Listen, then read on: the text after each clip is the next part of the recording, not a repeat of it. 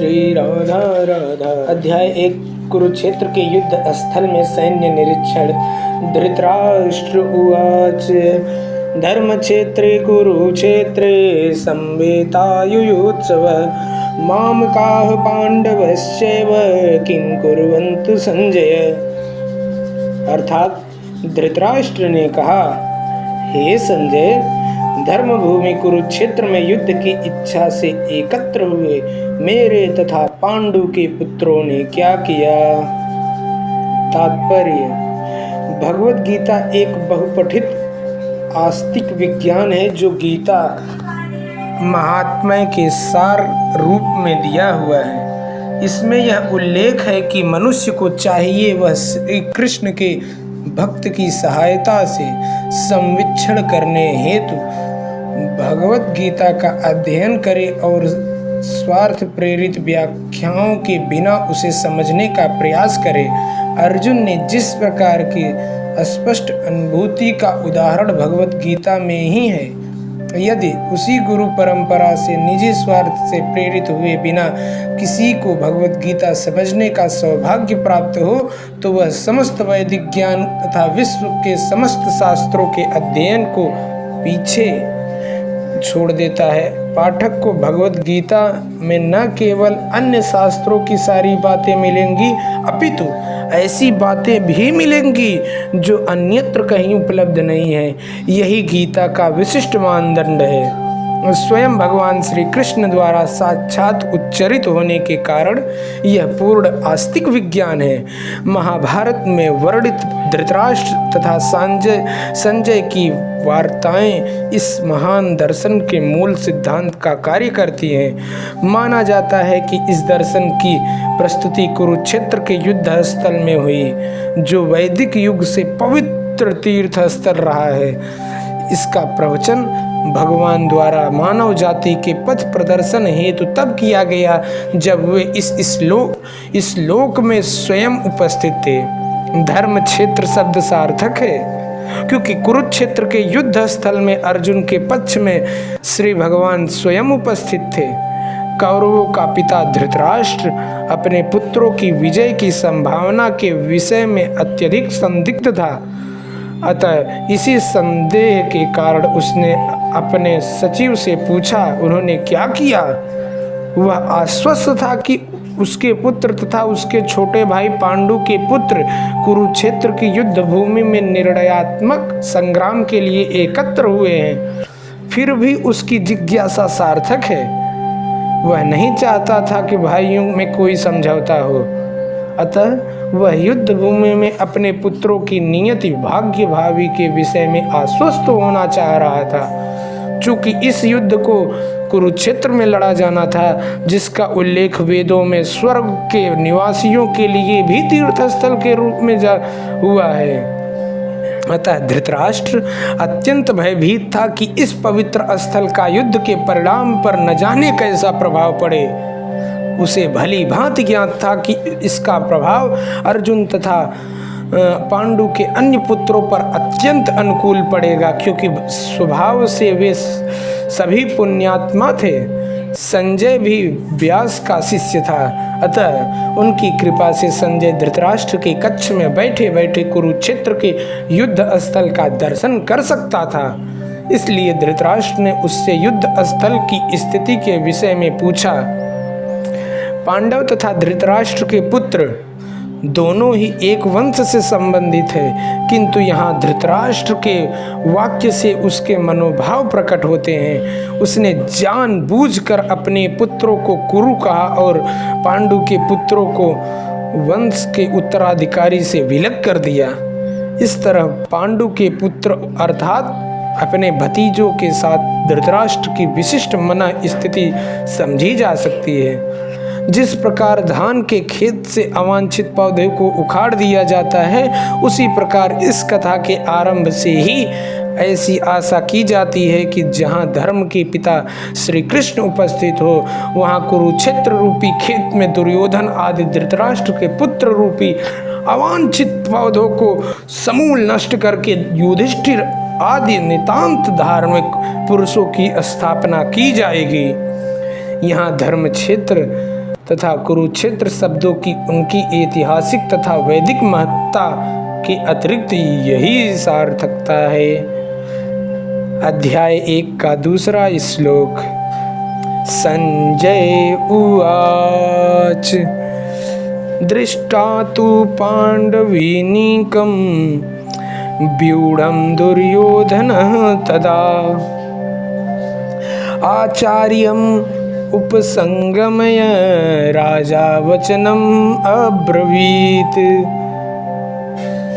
संजय ने कहा, हे राजन, पांडु पुत्रों द्वारा सेना की व्यूह रचना देखकर राजा दुर्योधन अपने गुरु के पास गया और उसने ये शब्द कहे। धृतराष्ट्र जन्म से अंधा था। दुर्भाग्यवश वह आध्यात्मिक दृष्टि से भी वंचित था। वह यह भी जानता था कि उसी के समान उसके पुत्र भी धर्म के मामले में अंधे हैं और उसे विश्वास था कि वे पांडवों के साथ कभी भी समझौता नहीं कर पाएंगे, क्योंकि पांचों पांडव जन्म से ही पवित्र थे। फिर भी उसे तीर्थ स्थान के प्रभाव के विषय में संदेह था। इसलिए संजय युद्ध भूमि की स्थिति के विषय में उसके प्रश्न के मंतव्य को समझ गया। अतः वह निराश राजा को प्रोत्साहित करना चाह रहा था। उसने उसे विश्वास दिलाया कि उसके पुत्र पवित्र स्थान के प्रभाव में आकर किसी प्रकार का समझौता करने नहीं जा रहे हैं। उसने राजा को बताया कि उसका पुत्र दुर्योधन पांडवों की सेना को देखकर तुरंत अपने सेनापति द्रोणाचार्य को वास्तविक स्थिति से अवगत कराने गया। यद्यपि दुर्योधन को राजा कहकर संबोधित किया गया है, तो भी स्थिति की गंभीरता के कारण उसे सेनापति के पास जाना पड़ा। अतएव दुर्योधन राजनीतिज्ञ बनने के लिए सर्वथा उपयुक्त था, किंतु जब उसने पांडवों की व्यूह रचना देखी तो उसका यह कूटनीतिक व्यवहार उसके भय को छिपा न पाया। अध्याय 1 का श्लोक 3 क्या कहता है कि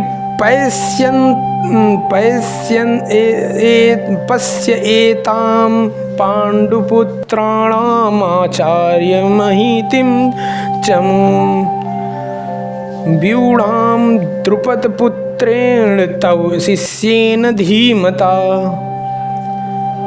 अर्थात, हे आचार्य, पांडु पुत्रों की विशाल सेना को देखे।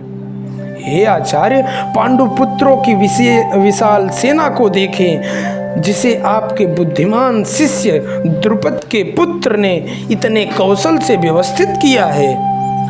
परम राजनीतिज्ञ दुर्योधन महान ब्राह्मण सेनापति द्रोणाचार्य के दोषों का इंगित करना चाहता था। अर्जुन की पत्नी द्रौपदी के पिता राजा द्रुपद के साथ द्रोणाचार्य की कुछ राजनीतिक झगड़ा था। इस झगड़े के फलस्वरूप द्रुपद ने एक महान यज्ञ संपन्न किया, जिससे उसे एक ऐसा पुत्र प्राप्त होने का वरदान मिला जो द्रोणाचार्य का वध कर सके। और द्रोणाचार्य इसे भली भांति जानते थे। किंतु जब द्रुपद का पुत्र धृष्टद्युम्न युद्ध शिक्षा के लिए उसको सौंपा गया, तो द्रोणाचार्य को उसे अपने सारे सैनिक रहस्य प्रदान करने में कोई झिझक नहीं हुई। अब धृष्टद्युम्न कुरुक्षेत्र की युद्ध भूमि में पांडवों का पक्ष ले रहा था और उसने द्रोणाचार्य से जो कला सीखी थी, उसी के आधार पर उसने यह व्यूह रचना की थी। दुर्योधन ने द्रोणाचार्य की इस दुर्बलता की ओर इंगित किया, जिससे वह युद्ध में सजग रहें और समझौता न करें। इसके द्वारा वह द्रोणाचार्य को यह भी बताना चाह रहा था कि कहीं वह अपने प्रिय शिष्य पांडवों के प्रति युद्ध में उदारता न दिखा बैठे। विशेष रूप से अर्जुन उसका अत्यंत प्रिय एवं तेजस्वी शिष्य था। दुर्योधन ने यह भी चेतावनी दी कि युद्ध में इस प्रकार की उदारता से हार हो सकती है। अध्याय 1 का 4था श्लोक। अत्र श्रुवामहे श्वासा भीम अर्जुन समायुधि युयुधानः विराटः च द्रुपदः च महारथ। अर्थात इस सेना में भीम तथा अर्जुन के समान युद्ध करने वाले अनेक वीर धनुर्धर हैं। यथा महारथी युयुधान, विराट तथा द्रुपद। यद्यपि युद्ध कला में द्रोणाचार्य की महान शक्ति के समक्ष धृष्टद्युम्न महत्वपूर्ण बाधक नहीं था, किंतु ऐसे अनेक योद्धा थे जिनसे भय था। दुर्योधन इन्हें विजय पथ में अत्यंत बाधक बताता है, क्योंकि इनमें से प्रत्येक योद्धा भीम तथा अर्जुन के समान दुर्जेय था। उसे भीम तथा अर्जुन के बल का ज्ञान था, इसलिए वह अन्यों की तुलना इन दोनों से करता है। अध्याय 1 का 5वां श्लोक क्या कहता है? दृष्टकेतु चेकितान काशीराज च वीर्यवान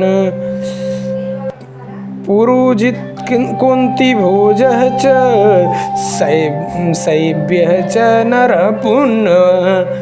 अर्थात इसके साथ ही दृष्टकेतु, चेकितान, काशीराज, पुरुजित, कुंतीभोज तथा शैब्य जैसे महान शक्तिशाली योद्धा भी हैं।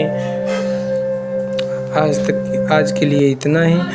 राधा राधा जय श्री राधा, राधा श्री राधा, श्री राधा राधा, राधा श्री राधा, श्री राधा राधा, राधा श्री राधा। जय श्री कृष्ण। राधे राधे।